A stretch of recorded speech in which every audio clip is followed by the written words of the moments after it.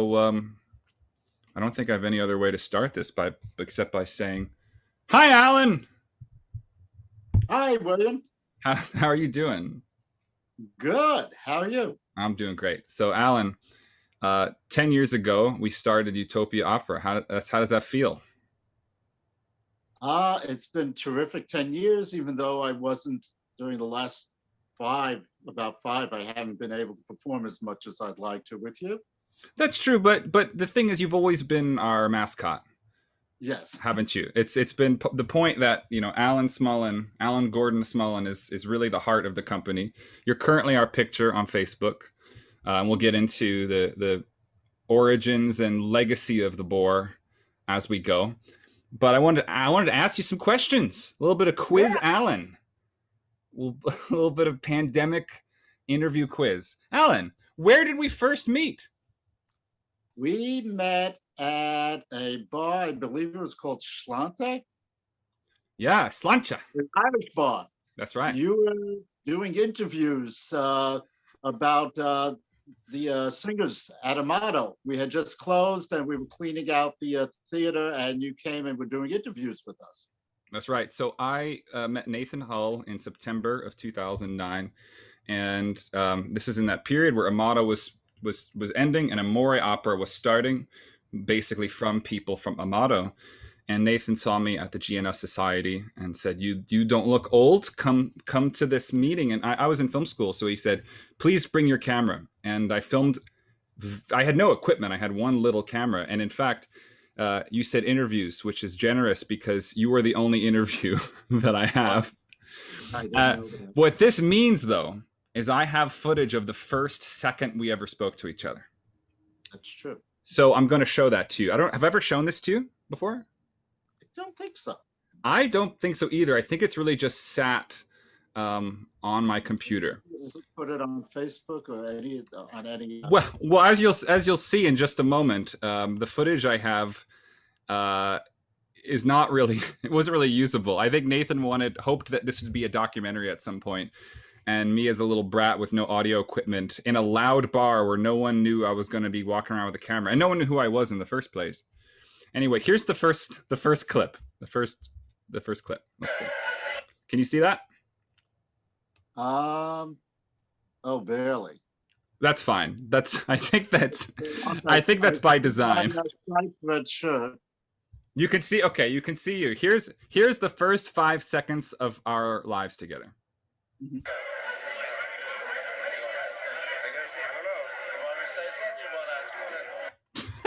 That's it. I couldn't even get 5 seconds without there being a problem. But yeah, you said, "Do you want me to say something, or are you gonna ask questions?"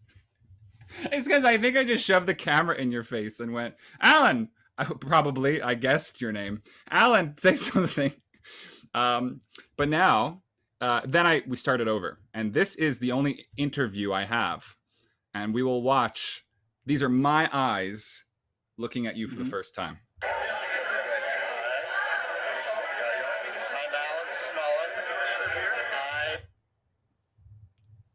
I'm a member of the BOAR Opera Company. I work with the group as I'm a singer, I'm a baritone, and I work with the group. I'm helping them with running the sets right now. We're over at the warehouse in Jersey, and we're working on setting up productions coming up.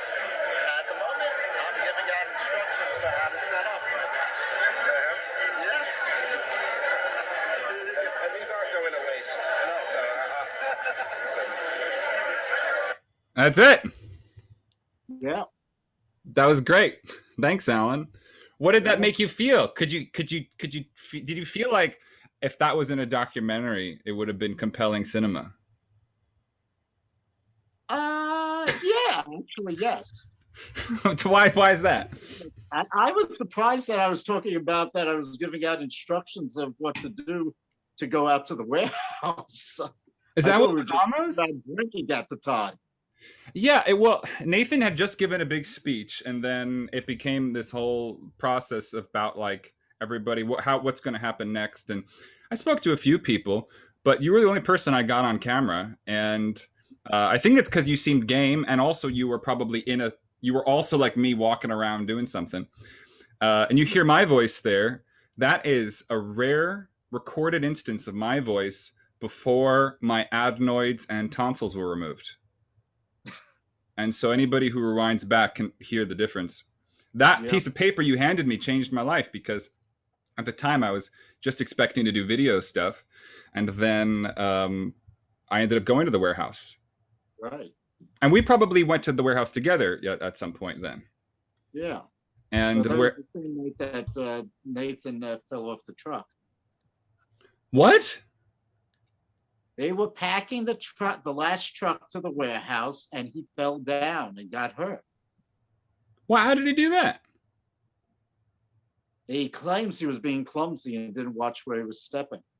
Well, in general, those days with the trucks, back and forth from the Connolly Theater in the East Village to Jersey City, are some of the most harrowing long days of theater work I think singers are ever forced into doing, and they were quite intense days. And I know when we would do those days where we would do a load in and then go all the way until 11, 12 o'clock at night, or bringing the stuff back into New Jersey. But you as a New Jersey not native, where are you from, Alan? You from New Jersey? New Jersey, New Jersey. You're from New Jersey. I'm from New York, Alan. That's I'm why we from get along Jersey. so well. You're from I'm Jersey. from Jersey. That's good. Do you know that guy Tony Soprano? I sort of do, not Tony himself. Well, let me ask you. There's somebody I want to know if you know. In fact, I got some pictures here. We're gonna go through together. And there's a character here I want you to tell me. He's not quite Tony Soprano, but I want you to tell me who this character is. Who are we looking at, Alan? Gomez Adams. Now, where does Gomez Adams live? Gomez Adams lives. I have no idea where he lives. And I've watched the Adams Family for years, so I don't remember where he lives. Well, apparently he's goes to church. At this moment, he's at a church in Maplewood, New Jersey. That's my favorite episode of the show, actually. So I'm glad you are cosplaying that episode. Alan, I got some more questions for you. Now you remembered where we met. Obviously, that's 2009. We did plenty of Amore shows together, though. Starting with the La Boheme, Papageno and Monostatos and Magic Flute. I'm sure we did. Baron Zeta and the Aegis and Merry Widow. I'm sure we did. And if we didn't do a performance, we certainly rehearsed those parts together. These shows often had 3 to 5 to 6 casts over 12 shows. So you might not necessarily do one or any shows with the same people at any given time. So, but it's like we did the parts together. We were often sometimes even the same part, like in Carmen. Right. We did. Oh, and Fledermaus. We were both Frosch and Fledermaus and Don Cairo and Carmen. So sometimes we would even be in the same spot, which is kind of fun. So we had a lot of time together to talk shop. And you were very kind to me many times, giving me lifts to and from one place or another. So we had a lot of time to chat and become best pals. Mm-hmm. But Utopia didn't start really until the January of 2011, when I sent out the first emails to everybody I wanted to be in it in our first show before it was a show. And Alan, what was that first show? This is your next trivia question. Single. I forgot the name of it. Single Young Gentleman. We are all single gentlemen. I'll give you 8 out of 7 points for that, Alan. And that was a review of Arthur Sullivan music that I recently posted about on Facebook. You can read that post and know more about it. And you were one of the members of that 9-person cast. The most fun for us, though, was the opening of the second act, where we performed excerpts from what rare Sullivan opera without Gilbert? Contrabandista. Exactly. And which of us was the wolf and which of us was the lion? I believe you were the lion and I was the wolf. That sounds right to me, but I don't know either. I know I rearranged our parts too, but those numbers are a treat. And And that we did that, and then we ended up doing the full show in concert maybe 5 years later at the GNS Society where this premiered. So Utopia really got its start as an Omori offshoot for the GNS Society, for Gilbert and Sullivan people. Alan, how many Utopia Opera productions have you been in? Ooh, good question. I would think at least 10. I guess so. I mean, I always say to people that you've been in the most without ever checking the stats, but it feels right. So let me I'll make a running tally and we'll see if we can remember them all together. So we got Single Gentleman. I'll count the Contrabandista concert. Okay. And then as you remember them, I'll bring up pictures if I have them and we can talk about them. By jury. Trial by Jury. So Trial by Jury came in the first season, yes. And it was a double bill with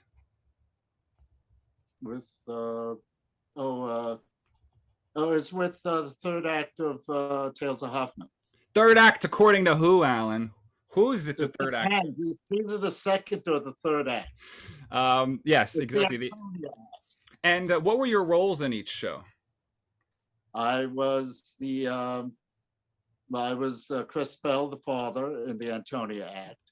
That's good. In Trial by Jury, I was what was he called? I forgot. Well, I'll get him to you in a second. So here's you as Crespel. This is I conducted this apparently because I thought, well, I didn't trust anybody, I guess, to play with just a piano. I needed to conduct. But you see, this was early on in our days at the Lang. This was the first show we ever did with super titles, and we brought the screen all the way down. And there's Antonia. She has since expired, sadly, due to singing. And here's you and Victor, another Omori opera friend who I met back the same time I met you. Here's you telling him something bad. Give me sing me one of your lines as Crespel.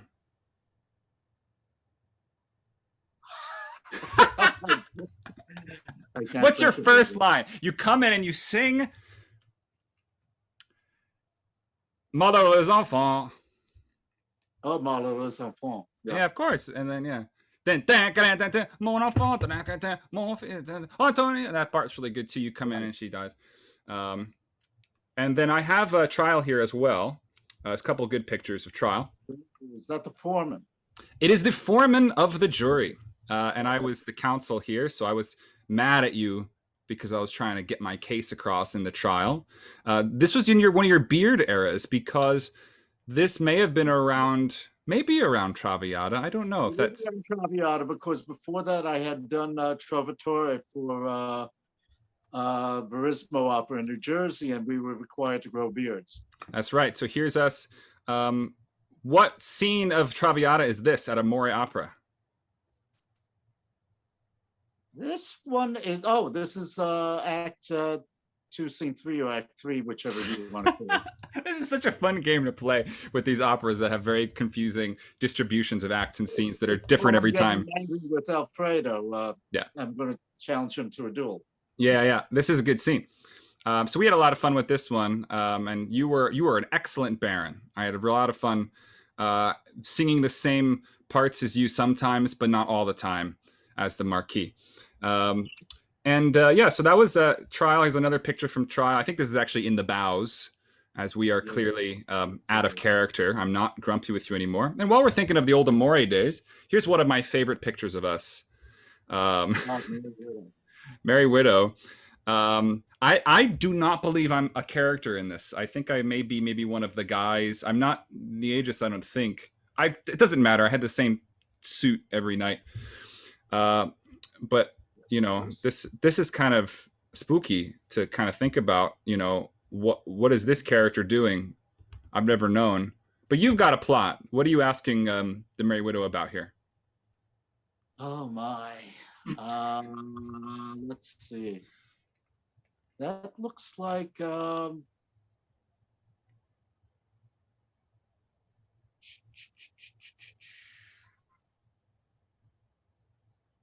I'm not quite sure. That could be after Women when she comes behind us. And so, no, we ran after that. So it's I was telling her how wonderful the song Velia is, and then we were I'm pretty sure this is in Act One, Alan. Look at these costumes. It's Velia would be the Petrovadian outfits. Yeah. Oh, she's not in the Petrovadian costume. That's Iris. That's her in her first act scene. Come on, Alan. I can't believe it. I don't see the staircase. That's why I'm thinking that it's over here on the right. Oh, okay. Yeah, because then there was the poof. This is what I'm trying to get her away from the guys. She came in and she made her entrance, and all the guys are surrounding her, and I break it up and I'm taking her away from the guys. That was some good deduction. Nice job. You get an A. I'm giving you an A. Let's go. More Utopia productions come to mind. Oh, yes. Iolanthe. So Iolanthe, I don't have a good picture of it up here, but you were an ensemble member of Iolanthe, one of the peers. Right. And that's really our first show, don't you reckon? Like, we did the Single Gentleman, and then we did it in Gettysburg, where you came out to Gettysburg as well, and we did it there in the summer. I don't think we had 9 people in Gettysburg. No, we had like 7, and then a couple of them swapped out with new people anyway. But yeah. The Iolanthe was our first attempt at a full show, which was essentially the whole score, maybe some abridged dialogue with the chorus on book if they wanted to be. I bet you were memorized, though. Somewhat. I remember there was some stuff that when I was standing in the back that I didn't memorize. That, that's generally one of my favorite things about you are your varied levels of memorization throughout any given process. That may lead me to tell a personal anecdote about Single Gentleman. And it's really the moment when I knew I loved you, Alan. And we were rehearsing at one of those studios like Pearl by Penn Station. And I think Robert bought us the space. Andy Strikerata was there to play. And we were doing that contrabandista scene where we're trying to stab each other. Mm-hmm. And our lines are something like, "Oh, this wretch I'd like to crush, trusty knife, take his life." And there's little echoes in the orchestra. And then you didn't say your line quite right. You came out maybe with like an Alanism, like fun, fun, fun, fun, fun, fun. And then when the orchestra went dun, dun, dun, dun, dun, dun, dun, what did I sing? Do you remember? You sang my line correctly, if I remember. That's very generous. No, Alan, I sang "Shut the fuck up, Alan Smullen." Yes.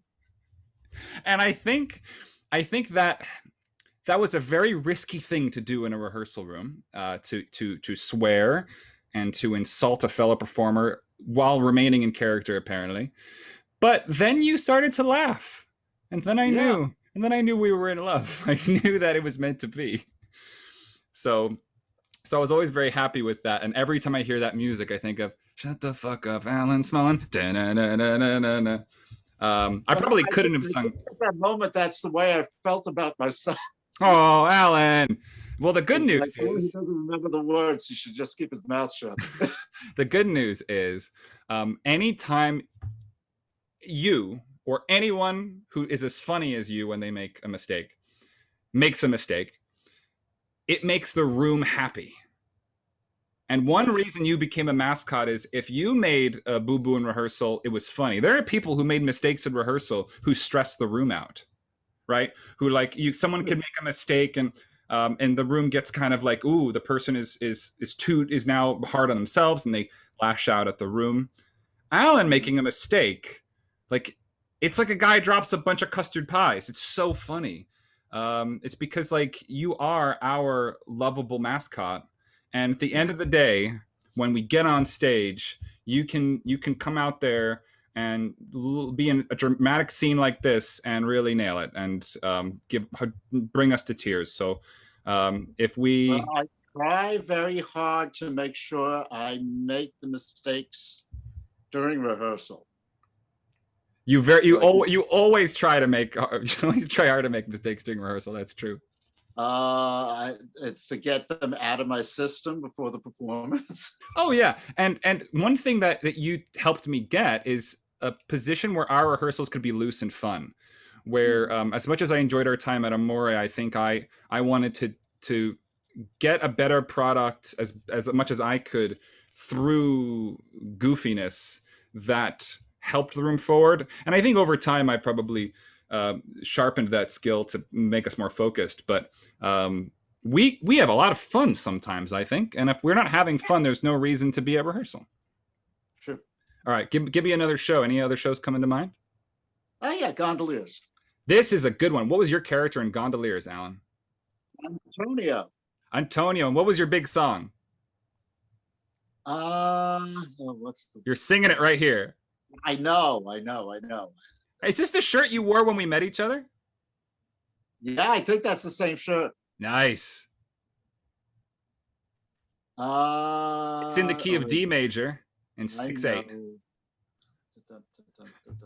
The Bach and roll, but I can't think of. It starts with the word for. Yeah. And then the word the. Or the jolliest. I can't remember the words. We should do a concert where you have to sing all these shows from memory. Yeah, but I'll look it over before. That's true. For the merriest fellows are we. Tra-la, tra-la. That's You were one of our 3-member chorus. Here they are, David and Michael, with you. You got 2 girlfriends, because, of course, we had 9 ladies and 3 gentlemen to supply the ensemble of this show. So 2 girlfriends here there. That's Amy and Patricia. So they were very sad to see you leave when you left wherever we are, Venice. Good. So Gondoliers. What else? Gondoliers. What came after that? Yeoman of the Guard. Yeoman of the Guard brings great memories back. This was, I think, our first real show. There was no one on book. It was properly staged, and we did our first performances at the Lang Recital Hall. And we had a great scene together as Jack Point. And what was your character's name? It was Lieutenant Chumley. Yes, Sir Richard Chumley. Only authentic character from history in Gilbert and Sullivan. I told you bad jokes and you went, no. And in this rehearsal process, I once came in with some masks from the Halloween store. One was a C-3PO mask and one was a Batman mask. And I made you put the Batman mask on. And what did you say when you put that Batman mask on? Oh, gosh. I remember. No, I didn't say that. You said I said that. You said we didn't say what you didn't or didn't say. Okay, you said, and you definitely said it. You said, "I'm little Batman." That's what you said. I said. No, that's what you said. You came in and you went, "I'm little Batman," and you had the little Batman mask on. See, we have fun. Yeah, this was a great show, though. We had a great time, and also you played the second yeoman some nights. I think we did some swap-and-z's sort of stuff. The second yeoman. And you were really a great sport for this show because every night you had like a different solo to sing and a different place to stand. And over time, I've decided that I prefer not to split things up like that. But I think I had people that couldn't do certain days. I think you were splitting Lieutenant with Isaac, and he couldn't do some things, and we made it work.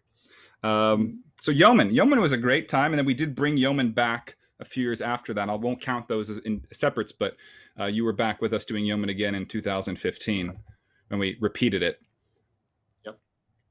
What else you got? What else I got? I got Don Quixote. Don Quixote. And what was your character's name in Don Quixote? One of my favorite pictures of you ever. The character's name. Here, it might be a hint. Your character was one of a pair with Eric. You were the second lackey, or the laquais. Lackey, yeah. I mean, he didn't have a name. He was just a lackey. Yeah. And this is one reason you were a great mascot is even in a show like this, you came in and basically played a supporting ensemble part. But it was all worth it for this moment when the two of you were yelling your separate patter lines at the same time announcing Don Quixote. And I also like this part. We had this beautiful dance moment, and you're just getting to watch. So we also provide for you a good show now and then. So scenes we also sometimes make scenes where you don't have to do anything. So so that's good. What else you got? I have a few more I have pictures of, and they'll come up. Patience. Oh, of course we needed patience. So patience. First, it's your original costume in the show, but with your second act makeup. Which we see in this scene.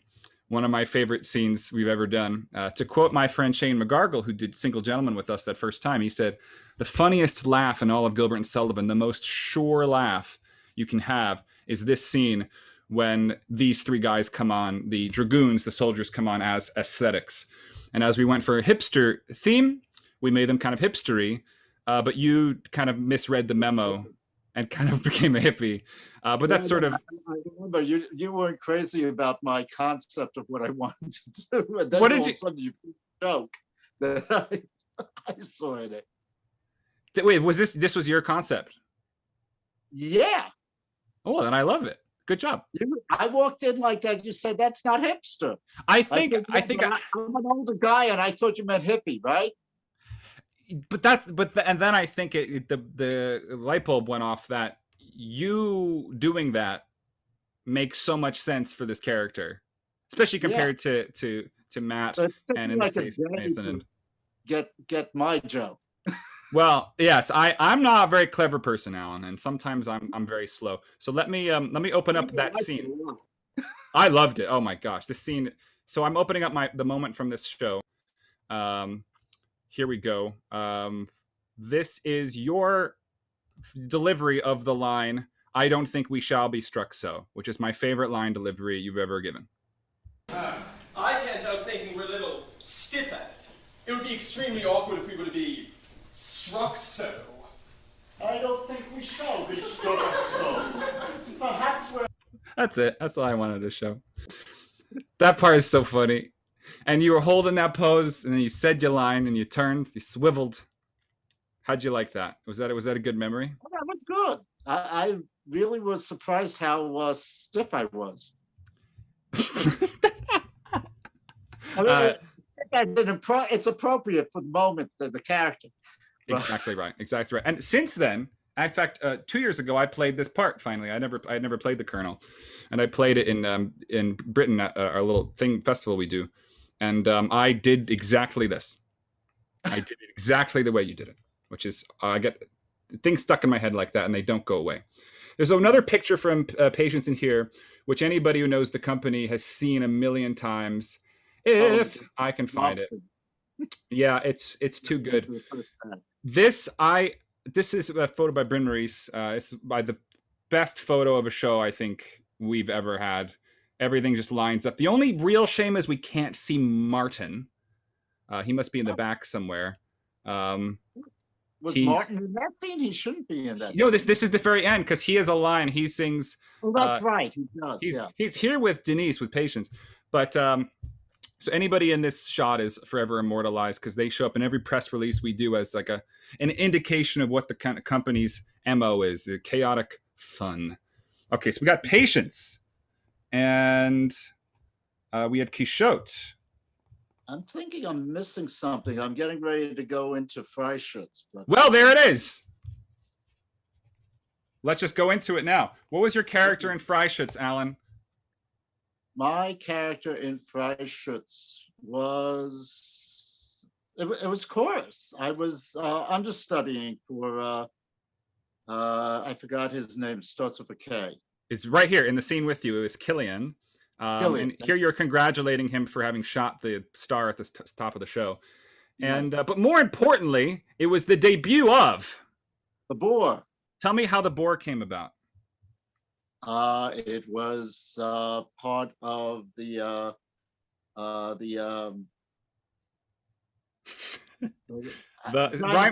correct name of the scene. It's the scene with the Wolf's Glen. The Wolf's Glen. Richards. The which? Wolf's Glen. Oh, the Wolf's Glen scene, right. And I was one of the demons, and it was a BOAR.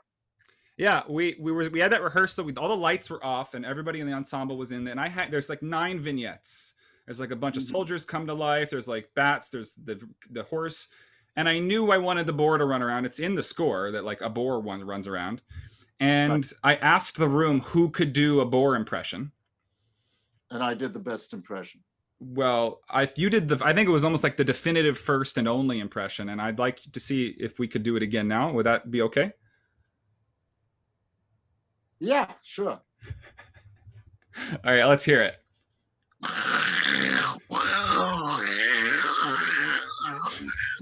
So you can see why I chose him, right? This was, I mean, that moment when you did that for the first time, the room came alive, and everybody agreed that we were going to make this scene work. Right. This is one of those Utopia scenes, and like that people said, you're going to do Freischütz, how are you going to do the Wolf's Glen? And in a way, like, in spite of all my attempts to rally, a moment like that, Alan, and you doing that BOAR impression for everybody's like, Alan's the BOAR! Like, that's it. And it killed on the show. It was like funny, but like still creepy. And you were in all black, wearing this BOAR mask. And when that moment happened in the score, you ran around on all fours. And it was delightful. And it was terrifying and weird. And it meant that this BOAR now was a major character when it reappeared first in this show. I thought it reappeared in Falstaff first. Was this first? Alan, you're so smart. I should give you $1. I thought this was after Falstaff. Well, here it is. No, I remember what I remember what I left out that I was thinking I was leaving something out. Oh, what was that? Medicine Malgré. Oh, okay. We'll get back to that in a second. I'm writing them down. So Falstaff, who did you play in Falstaff? In Falstaff, I was the innkeeper. Yeah, and this was a great opportunity for you because I remember you couldn't do many rehearsals for this, so we couldn't really slot you in anything besides it. But you knew the show; you had been in it before, and back at the Amato, probably, right? Yes, I'd done Falstaff the character Falstaff many times there. And so I knew you would know this first act scene, and it's sort of important to have the guy around, and there's reusing our Freischütz cups, which was important, and so this was great. But then I guess we fit you into that last scene too, then, right? In Act 3, Scene 2, as the BOAR. Yeah. And the BOAR, before I get to Zoo and Médecins Malgré Lui, the BOAR does reappear in one show you weren't in. Do you remember what show that is? Yes, the Grand Duke. The Grand Duke, and there's Matt as Killian holding the BOAR's head because you couldn't participate. But the supernumeraries in this show, there's Sarah Bleasdale as both Lady Jane and as her character in Assassins. Here's Eric as his Papatacci character from the Italiana. So it was a in-jokes parade of old Utopia characters, and we couldn't have had it without the BOAR. And another in-joke, the BOAR is mounted on the head of Rocinante from Don Quixote. So though you wouldn't recognize that prop without it seeing its face, it was a nice in-joke for the crowd. And everybody emailed me afterwards and said we loved seeing Alan's head on a stick. So that was great. Did you get to see Grand Duke? No. Well, now you have. Way. I'll get you a video. You can watch it and tell me how good you thought you were. So let's talk about the Zoo first, because it's here on the images. And it's double billed. I mean, it spoiled what it's double billed with on this picture. It was double billed with L'Enfant et les Sortilèges. But this was to me like the BOAR's moment. In the Zoo, what was the name of your character? The name of my character was Grinder. Yeah, Mr. Grinder, who is Letitia's father. That's Casey there. And I have a scene from this show that we will watch now together. Okay. A scene from this show that is a favorite clip of mine. Pause. This is a favorite clip of mine from the show, and it is taken on stage by characters in the show. This is during the Zoo, on stage, and there's you, Alan, as Mr. Grinder. This is Grinder. Now, Alan, you might be wondering, what did you do to garner such wonderful laughter? You just got hit on the back.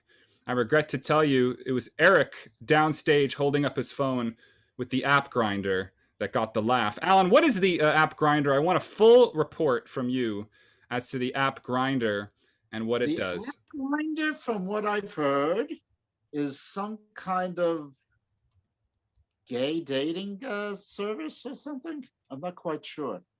Yeah, that's fine. That's good. That's a good answer. It's a dating app like any other, and it has a particular market.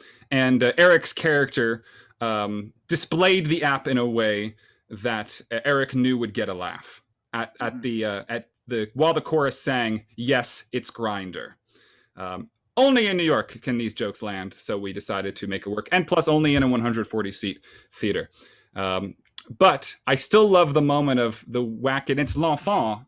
The character of l'enfant from the first half of the evening is now visiting the zoo and is pulling pranks on you and filming them. And I'm so glad that was photographed. It pleases me very much. And there is another photo from this show that I really like. Alan, why are you so bloody? I'm a butcher. There you go. All right, good. So we got the zoo, and you said Le Médecin Malgré Lui. I don't believe I have a And picture. there's another one. I'm forgetting the French artist we did. The La Fille du Régiment. Good, Alan. La Fille. Okay, so here's Médecin Malgré Lui. What was the name of your character in this? Oh, that one I don't remember. It was Valère. Valère. And this was actually at a preview. It was at our first annual, allegedly concert. This was actually the last show we did without an orchestra, if I remember, because Pagliacci was next. Which I just spoiled one of the answers because you're in Pagliacci. You're in Yes, Pagliacci. Yeah, you're in Pagliacci. So I'll write that down. So. You played Valère, and you were one of the two, along with Victor, one of the two guys who got me the médecin, the doctor, Right. and beat me up, and we had a great time. This was one of my pet favorite shows we ever did because no one had really seen it before, and it was fun to do something that obscure. While I'm here, what is going on in this picture I found of us? What is going on? Do you want a hint? That's not at Hunter, is it? This is in Concord, Massachusetts. Oh, I came up during my college reunion over to Concord, Massachusetts. You were doing a GNS marathon, and I came for like the first 2 or 3 shows. That's right. You were there on that the first morning of it for the breakfast and pinafore and whatever and trial, I think.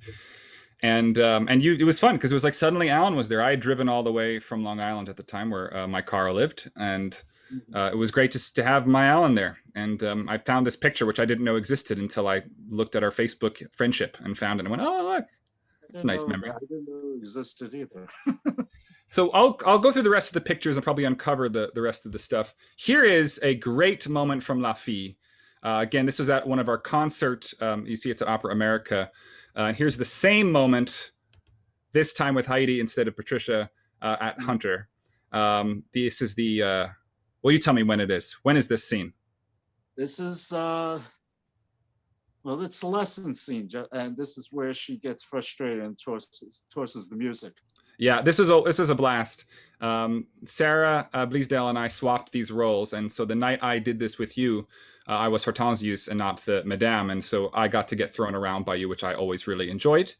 And here's another nice moment of us looking at each other. There's a lot of good moments of that over the years. And here's a nice moment of us pointing at each other too. So we really run the gamut of all the different theatrical modes, which I think is pretty crucial. Here's another picture I took of you on my cell phone in maybe 2012. I don't know what I asked you to do. I probably said, Alan, make a face. And then this is what happened. Yeah, where was that? You can tell where this is. This looks like a Moria. I mean, the Connolly. Yeah, Connolly. It's Connolly. The puppet people are over here. There's Vera and the food, and there's into the theater. Great memories with that red curtain, and aren't there? And the many, many, many days we spent in that theater. Yeah. So here's the boar. Now, Alan, this particular show, you were the boar. I know I still got to get back to Pagliacci, but this particular show where you were the boar is rather recent. What show is this? This one? Take a look at the teapot. Is this ringing a bell? Oh yeah, the sorcerer. Exactly right. Where the boar reappeared in the incantation, which is in a way is sort of a parody of Wolf's Glen and scenes like it, wherein you walked in as the boar, got paid off, and took your mask off and walked back away, and it was a subversion of expectations. But I dare say it got a better laugh than the Wolf's Glen did to see you in that. In the zoo, you wore it just as a disguise, but I thought this was a particularly logical moment for you to be the boar to spook the lovers who were getting the spell performed for them. Mhm. That may have been all of the photos I have, though I do have a few other things to go through. Pagliacci, which I don't have a picture of here. You played what character? I didn't have. Oh yes, I did. I was I was a townsperson. Which one? Number 1 or 2? Number 2. The one who sings a bunch of C's. Yeah. That's right. And then that was helpful because that was our biggest chorus I think we ever had in anything. We had a huge chorus for that show, which was I think people just were excited we were doing a show with orchestra for the first time, and I really enjoyed that. So Pagliacci, and you said the sorcerer. What was your character in the sorcerer? The boar was just a highlight surprise moment. What was your actual character? Was Mr. Well, no, he wasn't a Mister. He was just a notary. He's just the notary, but he has a great role, and you had lovely scenes in that. Not just the notary role, but that was his name. He didn't have a name. Right. I have a video here because before I leave Freischütz, I have a video here on Facebook that I put online called "The Best Part of Freischütz." Let's watch this scene together, Alan.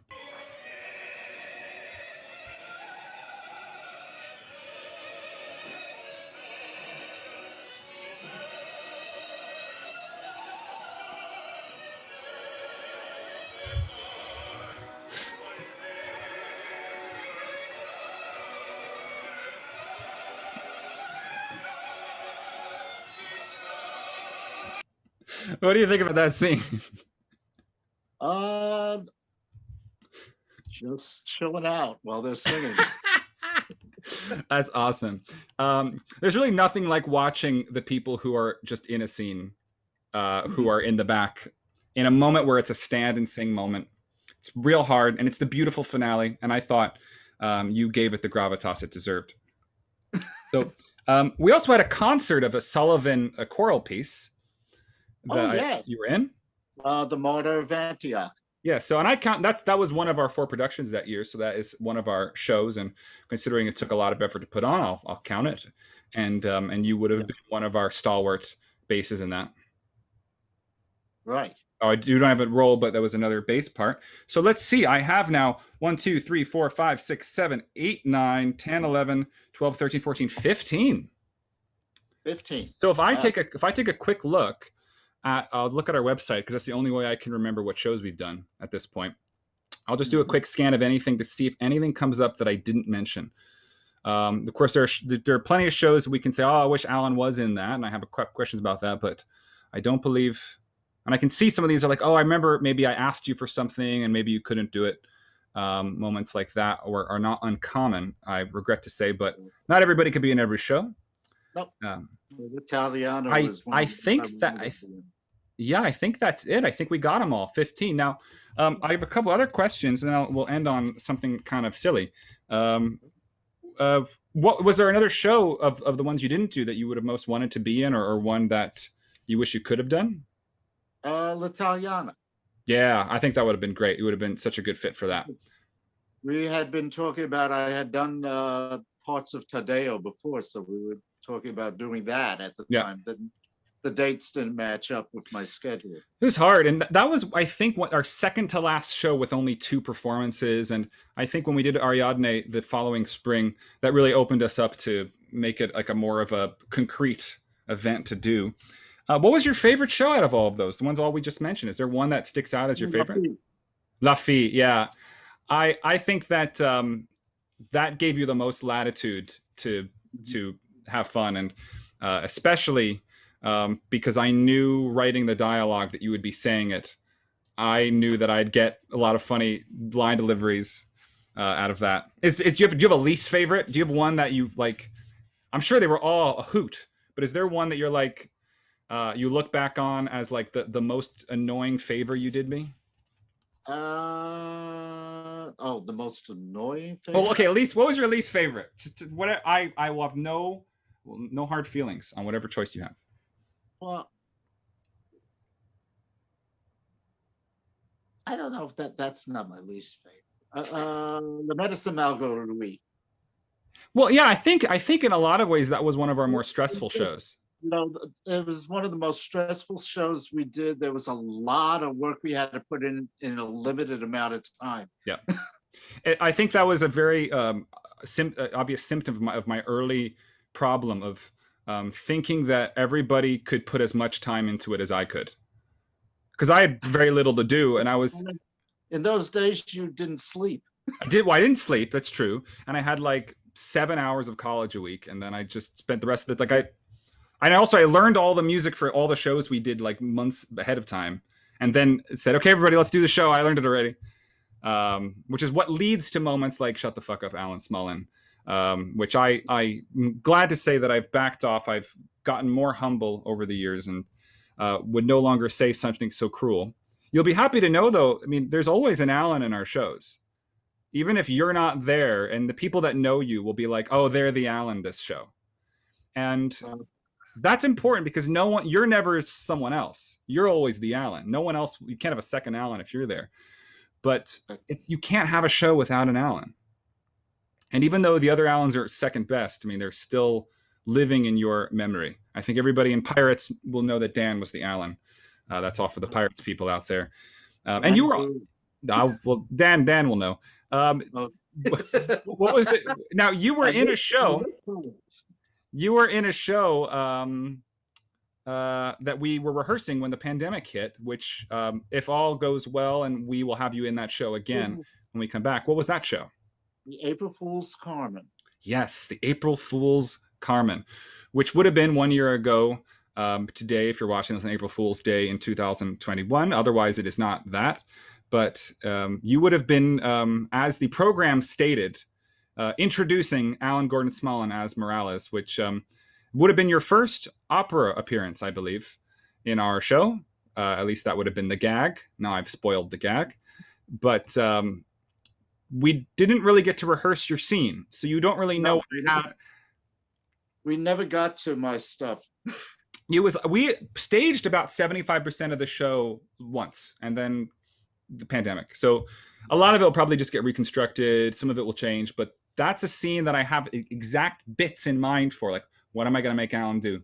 What am I going to make him do? Morales is such a funny part. He has so many funny, weird moments to sing. I was also Manuelita. Oh, yes. That's right. That's right. You would have been the Emanuelita that fights with Carmen. So we will have plenty of opportunities to put you into all sorts of funny costumes in the future. But there are also two very special evenings in Utopia history where you were the only soloist. And I'll pull those up now. Here we go. The first one of these is Alan Smulen in recital. Do you remember this concert, Alan? I remember this concert, yes. How did you 14 people responded, and it was at the Vile Recital Hall. Yes. The only performer to appear in every Utopia show. There you go. Many times. Well, Alan, we know it's one of your signature parts, and so you sang Heavy Dragoon. Mm-hmm. We sang from Gondoliers. There were only the first two bars this time. And then your second lackey solo, back to Fogelfinger again. And Alan, you really went at it. You really showed people what they wanted. But I think even more powerful than that was your second concert. Alan Smulen. Oh, yes. Singing and the music of Andrew Lloyd Webber. I would like for you to read aloud the program of this concert. Alan Gordon, Alan Smulen, baritone, sings the hits and bits of Adam Lloyd Webber, not Carl Maria, not Stephen Webber of Wings either. Include such classic songs as Rain Man, Cats, We're Just Cats, Mamma Mia Mama, Tony, Have Some Cake, Wendell Controversy with the Mercy Beat, In Knives You Came With Me, A Strange Duet, THX 24601. 24601, Alan. Okay, keep going. How do you solve a problem like I'm bad at problems? Happy birthday. The one for birthdays. You could drive a person crazy. Love theme from Christine. You could drive a person crazy. Love theme from Maximum Overdrive. You could drive a person crazy. Love theme from Butterfield 8, I think. Is that what it says? I don't Yes. know. Yeah. Yeah. It's covering it. Mr. Moonlight. Yep. Music of the Night, sung to the tune of Beauty and the Beast. And the one and only, for the figure Bin Hya, pianist Alan Gordon Smulen, director Alan Gordon Smithy. That's so funny. You know what? I got to tell you, that concert never really came into its own until this evening. That concert was April 1st, 2015, but it never really was quite so funny as it was today. Those were the two April 1st highlight years. Those are the two best. Now, since then, I'll tend to do other gags. I've denounced some fake seasons. Sometimes the fake seasons get picked up by people thinking they're real seasons. Lambasting various trends in opera that are either silly or fun or lovable or sometimes downright strange or unpleasant even.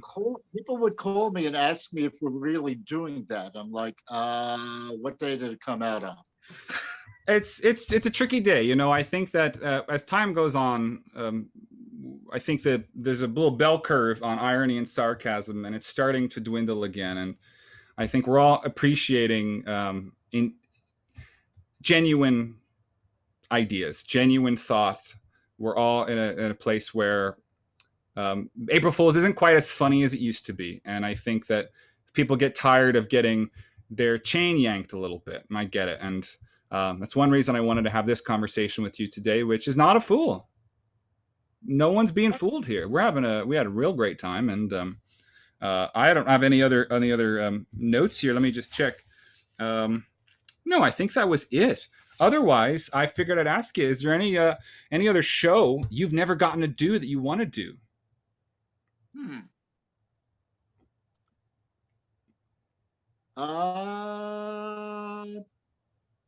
Rudigor.